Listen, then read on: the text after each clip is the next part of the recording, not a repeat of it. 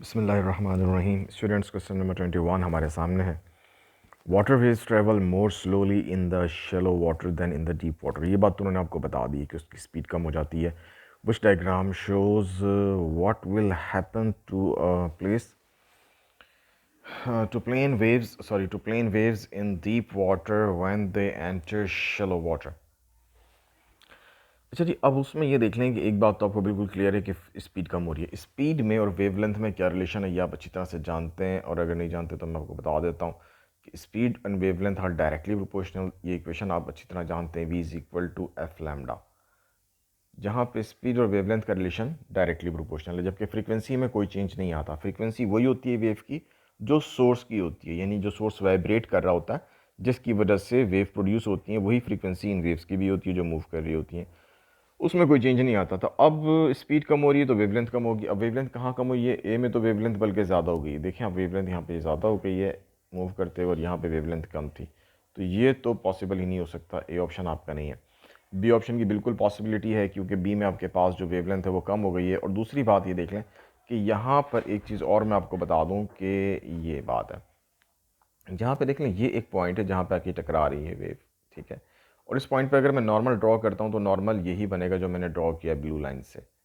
ये blue line से मैंने नॉर्मल लाइन ड्रॉ की है, और आपके पास जो वेव्स है उसकी डायरेक्शन भी यही है। इसको मैं चेंज कर देता हूँ रेड से। तो वेव की डायरेक्शन जो है आपकी वो यही है, यानी वेव ट्रैवल करती हुई नॉर्मल लाइन पे आ गई है। तो जो भी वेव नॉर्मल लाइन पर ट्रैवल करती हुई आ जाती है या उसकी डायरेक्शन नॉर्मल के अलॉन्ग होती है, तो उसकी डायरेक्शन में फिर कोई चेंज नहीं आता, वो उसी डायरेक्शन में ही ट्रैवल करती है। ठीक हो गया? तो बिल्कुल सही है ये डायग्राम आपकी कि इसमें डायरेक्शन में कोई चेंज नहीं आएगा और वेवलेंथ कम हो जाएगी। तो ऑप्शन बी आपका ठीक है। तो सी और डी क्यों ठीक नहीं है उसको भी हम देख लेते हैं कि क्या रीज़न है। तो उसकी रीज़न ये है कि सी और डी दोनों में डायरेक्शन चेंज हो गई, जबकि डायरेक्शन चेंज नहीं होनी चाहिए थी। इसको उसी डायरेक्शन में ट्रेवल करना था, वेव को जिस डायरेक्शन में ये मूव करती हुई आ रही है उसी में ट्रैवल करना था। तो सी और डी में डायरेक्शन चेंज होने की वजह से आपका ये ऑप्शन पॉसिबल नहीं है। ये उस वक्त पॉसिबल होता है जब आपका सी डी में अगर आपकी जो इंसिडेंट वेव होती है वो नॉर्मल से कोई एंगल बनाती हुई आती, फिर डायरेक्शन चेंज होती। तो इसमें ऑप्शन जो है आपका राइट ऑप्शन वो है बी। ठीक है जी। नंबर 22 है, a ray of the light passes through a window, which path does it take. अच्छा, अब इसको हम कैप्चर कर लें, उसके बाद इसका एक एक पाथ हम देखेंगे कि कौन सा पॉसिबल हो सकता है और कौन सा नहीं हो सकता। अच्छा, अब इसमें ये बात है हमारे सामने, ये देख लें कि ये अगर मैं इस पर एक नॉर्मल ड्रॉ करता हूँ, एक छोटा सा मैं एक नॉर्मल लाइन ड्रॉ कर दूँ यहाँ पे आपके पास, इसको हम, ठीक है, ये नॉर्मल मैं ड्रॉ कर रहा हूँ, ये एक लाइन है जो नॉर्मल को शो कर रही है। ठीक है जी। अब ये देख लें कि नॉर्मल को जो लाइन शो कर रही है तो उसमें ये जो रे है, जो ए है, वो नॉर्मल से अवे चली गई है। देखिए स्ट्रेट तो वो बिल्कुल नहीं जाएगी, तो बी तो पॉसिबल ही नहीं हो सकता ना। स्ट्रेट तो बिल्कुल ही नहीं जाएगी, तो बी तो आपका पॉसिबल ही नहीं हो सकता।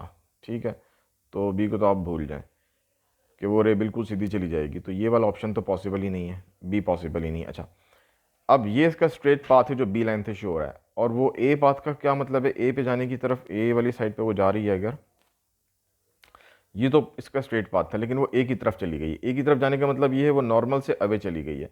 तो जब भी रे लाइटर से डेंसर में आती है वो नॉर्मल से अवे नहीं जाती, तो ए भी पॉसिबल नहीं हो सकता। ठीक हो गया जी। इसी तरह से अगर हम देखते हैं तो, जस्ट वेट, अगर हम ये देखते हैं कि बी भी नहीं अब पॉसिबल, अब कौन सा बचा? सी। सी बिल्कुल पॉसिबल हो सकता है, क्योंकि सी में क्या हो रहा है, वो टूवर्ड्स द नॉर्मल आ गई है। ठीक है जी। और डी तो ये शो कर रहा है कि वो बिल्कुल ही मतलब नॉर्मल के अलॉन्ग जा रही है या नॉर्मल पे आ गई है, तो डी भी पॉसिबल नहीं हो सकता। वो नॉर्मल पे तो वही रेस जाती है जो नॉर्मल पे आती है। वो रे जो नॉर्मल पे ट्रैवल करती हुई आ रही हो वो नॉर्मल की तरफ चली जाती है। ठीक है ना, अदरवाइज कोई रे नहीं जाती। मिसाल के तौर पे ये मान लें मेरा कर्सर एक रे है, तो ये अगर बिल्कुल इस तरह आ रहा होता, ये इस तरह से मूव करता हुआ आ रहा होता, नॉर्मल के ऊपर आता, तो फिर ये सीधा नॉर्मल पे चला जाता। लेकिन चूंकि ये रे एक नॉर्मल से कोई एंगल बनाती हुई आ रही है, ये देख लें आपके सामने एंगल भी मैंने बना दिया, तो इसलिए ये सीधी नहीं जा सकती, बल्कि ये कोई ना कोई एंगल बनाएगी नॉर्मल से। तो ये हमेशा नॉर्मल की तरफ बैंड हो जाती है, टूवर्ड्स द नॉर्मल। तो ऑप्शन नंबर सी आपका बिल्कुल सही है, ये राइट ऑप्शन है। तो आई होप ये आपको क्लियर हो गया होगा। नेक्स्ट क्वेश्चन की तरफ चलते हैं जनाब। नेक्स्ट क्वेश्चन आपके पास आ गया है नंबर 23 सॉरी 23 में उसने कहा the diagram shows the image of the clock in a plane mirror, what time is shown. अच्छा जी, अब प्लेन मिरर में जब वो क्लॉक को देखता है तो एक बात याद रखें, इसको बिल्कुल 90 डिग्री पर टर्न कर लें इन दोनों निडल्स को, तो आपको अंदाज़ा हो जाएगा कि ये कहाँ पे हो सकता है। इसको मैं पहले कैप्चर कर लेता हूँ, फिर इसको हम देख लेते हैं। अगर इसको हम 90 डिग्री पे बिल्कुल टर्न कर लें, तो अगर ये मिसाल के तौर पे यहाँ पर है निडल, बिल्कुल इसको मैं 90 डिग्री पर टर्न करके यहाँ ले आऊँ, तो ये फिर कुछ इस तरह से निडल बन जाती है, इसकी ये डायरेक्शन हो जाएगी, सॉरी कुछ इस तरह से आ जाएगी ये निडल। तो ये आफ्टर 9 o'clock आ रही है, ठीक है जी। और एक मिनट, सॉरी, ये हमारे पास निडल कुछ इस तरह से आ जाएगी। जब ये इस तरफ आएगी तो ये निडल इस तरह आएगी, ये 9 o'clock पे आ जाएगी। अच्छा, ये वाली निडल, इसको भी मैं पॉइंट को बिल्कुल इसके 180 डिग्री पे ले जाऊँ तो यहाँ पे कहीं आता है, और इसको अगर मैं ज्वाइन करूँ तो फिर ये इस तरह आ रहा है, तो ये 25 पे जा रहा है।